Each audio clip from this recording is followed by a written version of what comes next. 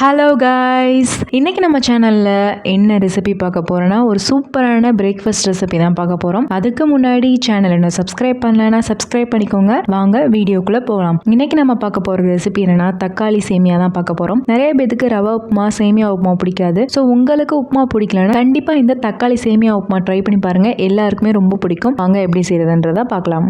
இதுக்கு ஃபஸ்ட்டு ஒரு மிக்சி ஜார்லையோ பிளெண்டர்லையோ 3 தக்காளி ஆட் பண்ணிக்கலாம். நான் வந்து மீடியம் சைஸ் அளவுக்கு தக்காளி வந்து ஆட் பண்ணியிருக்கேன். அதில் வந்து கொஞ்சமாக தண்ணி ஆட் பண்ணிவிட்டு நல்லா ஃபைன் பேஸ்ட்டாக அரைச்சி எடுத்து வச்சுக்கலாம். இப்போ ஸ்டவ் ஆன் பண்ணிவிட்டு ஒரு பேனில் 2லேருந்து 3 டேபிள் ஸ்பூன் அளவுக்கு எண்ணெய் ஆட் பண்ணிக்கலாம். அதுக்கப்புறம் 1லேருந்து 2 டீஸ்பூன் அளவுக்கு நெய் ஆட் பண்ணிக்கோங்க.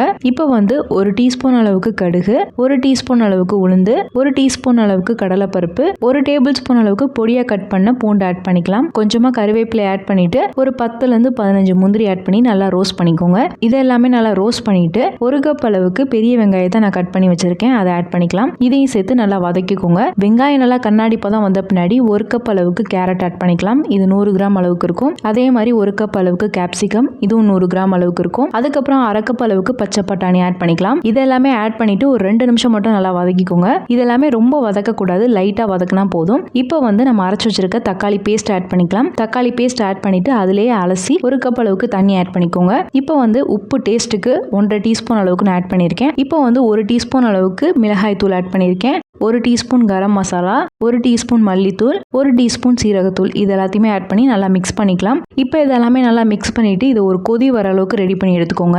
இப்போ நல்லா கொதிச்சு வந்துட்டு இருக்கு. இப்போ நம்ம சேமியா ஆட் பண்ணிக்கலாம். இது வந்து பார்த்தீங்கன்னா கீனுவா சேமியா. ஸோ வந்து உங்களுக்கு ஹெல்த்தியான ஆப்ஷன்ஸ் ஏதாவது இருந்துச்சுன்னா நீங்கள் அதை ஆட் பண்ணிக்கோங்க.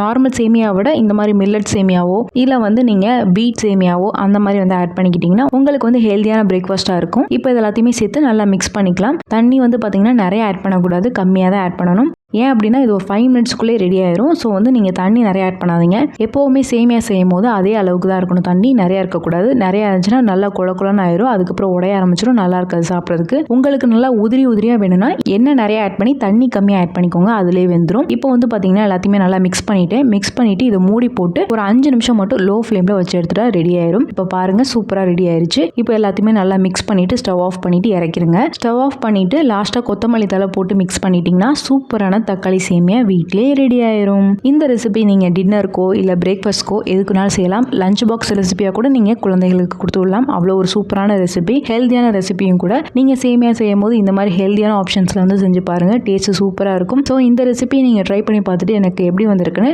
கமெண்ட்ஸ்ல ஃபீட்பேக் சொல்லுங்க. ஸோ இந்த ரெசிபி உங்களுக்கு பிடிச்சிருக்கும்னு நினைக்கிறேன். பிடிச்சிருந்தா லைக் பண்ணுங்க, ஷேர் பண்ணுங்க, கமெண்ட் பண்ணுங்க. மறக்காம சேனலை சப்ஸ்கிரைப் பண்ணுங்க. இன்னொரு வீடியோல பார்க்குறேன். பாய்.